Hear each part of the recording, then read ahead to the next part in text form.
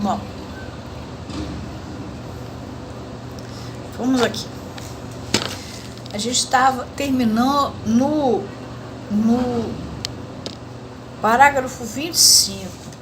A gente está atravessando a questão morcego, tá? Depois da questão morcego vem o outro tomo que se chama Da Via do Psicanalista, a sua manutenção considerada em seu desvio. Mas a gente está ainda caminhando na questão morcego, falta pouco para terminar a análise da questão morcego.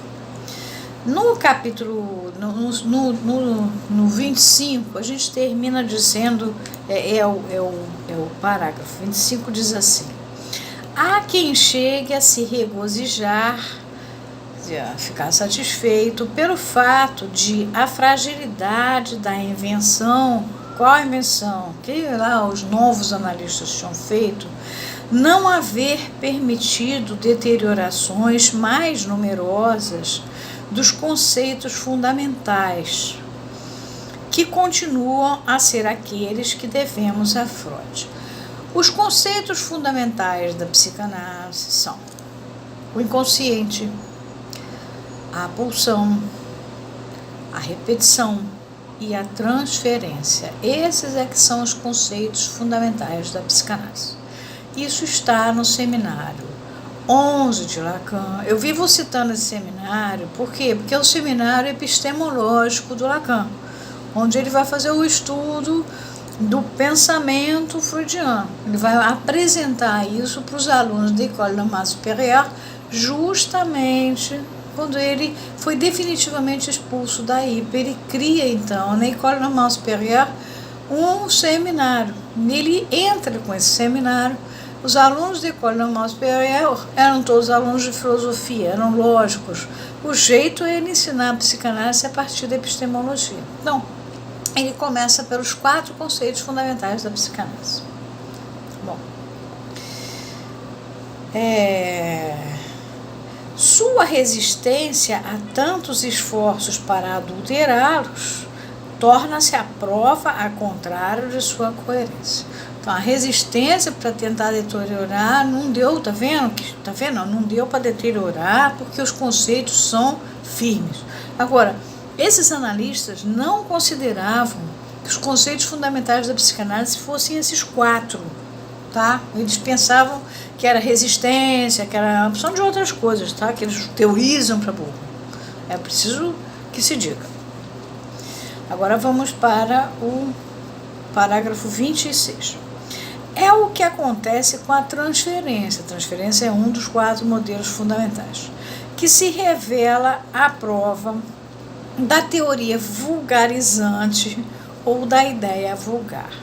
A transferência fica vulgar. A transferência vira aquilo que eu falei da história da minha amiga. Você transfere com o analista, tudo. A transferência que é um fenômeno da física, que passa a energia de cá para lá, ela passa a ser uma coisa vulgar e tudo é com o analista, é um assunto com o analista e tudo é por causa do analista. Não, você não está falando da vizinha, você está falando do analista. Começa uma imensa vulgarização disso. E ele diz que esse efeito que ela deve, esse efeito de vulgarização da transferência, vulgarizante, se deve à robustez hegeliana de sua constituição. Por quê? O Hegel, num pedaço lá da Fenomenologia do Espírito, ele vai mostrar a relação senhor-escravo e a tensão que existe entre o senhor e o escravo. Escravo ou então simplesmente aquele homem que trabalhava na terra para o senhor. Esse homem, ele tinha um saber que o senhor não tinha. O senhor dependia do saber dele. Mas, ao mesmo tempo, ele não tinha a independência daquele senhor. Ele dependia ou da proteção daquele senhor ou pelo fato dele ser propriedade daquele senhor, se ele era um escravo. Se ele era um servo, ele dependia da segurança, das garantias dadas por aquele senhor. Então tinha um ódio, uma relação de amor e ódio aí. A transferência tem essa relação de amor e ódio. é enamoração. Né? Lacan fala ódio, amoração. É mais en do que amoração. Essa é a questão da transferência. Ela é de uma intensidade muito forte e o analista é aquela presença que está ali para que a análise aconteça. Aí que está a história. Então, não tem muito, na verdade, muito gosto. Não existe a palavra gostar, eu expliquei isso para vocês. Tem amor e o ódio é mais presente. Agora, existe um significante qualquer que vai fazer o engate para que essa transferência aconteça.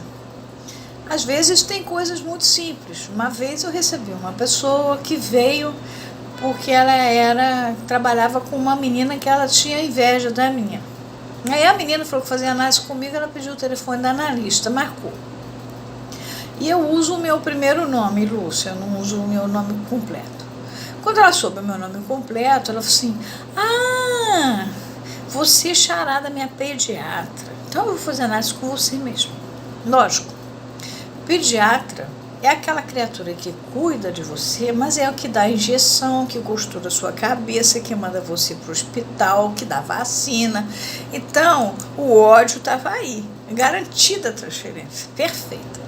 Mas essas exceções acontecem, senão o analisante entra em análise, ainda em transferência de sentido, vai falar várias coisas, até que lá pelas tantas, por um significante qualquer que Lacan diz que é qualquer um, algo acontece na análise, e aí a análise passa de transferência de sentido, quer dizer, falar, para transferência analítica, e aí há um pacto, uma coisa fechada. Esse é o meu analista. A partir daí a análise começa a existir, aí vem a transferência analítica.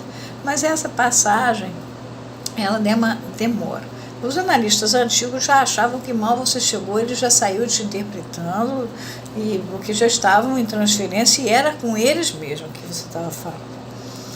E aí ele fala que esse efeito se deve à robustez hegeliana dessa tensão senhor e escravo de sua constituição. Aí ele diz que outro conceito existe com efeito capaz de destacar melhor sua identidade com a coisa analítica no caso, quer dizer, aquela presença do analista que está ali atrás e que está vigilante e a qualquer momento que você diga alguma coisa pode cortar o seu discurso e fazer você se encontrar com uma coisa sua que você está tentando disfarçar que não existe. Capaz de destacar melhor sua identidade com a coisa, das Ding, a coisa analítica, no caso, quando lhe agrega todas as ambiguidades que constituem seu tempo lógico. Aí vem outro problema. O tempo lógico, Lacan escreveu ele por volta de 47, 45. E o tempo lógico, Lacan, ele fazia análise com o Levinstein e em 20 minutos de jogo eu já tinha resolvido o assunto. Para ele era um saco ter que esperar 30 minutos para acabar aquela análise. Ainda passava por resistência, ficava mudo pensando. Então o Lacan matematiza a coisa, faz um trabalho super sério, vale a pena vocês lerem o tempo lógico e a seção da certeza antecipada. O sujeito em análise, ele vê a coisa e conclui. E depois vem o tempo de compreender. Ele vê, conclui e aí que ele vai compreender. Agora ele vai ficar sentado lá compreendendo para quê? Já viu, já concluiu, rua. É por isso que o tempo é lógico.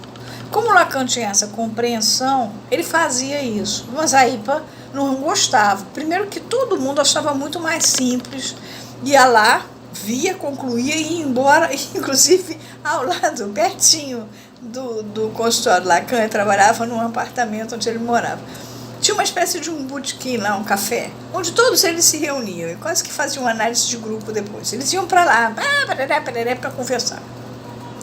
Então, o que acontecia?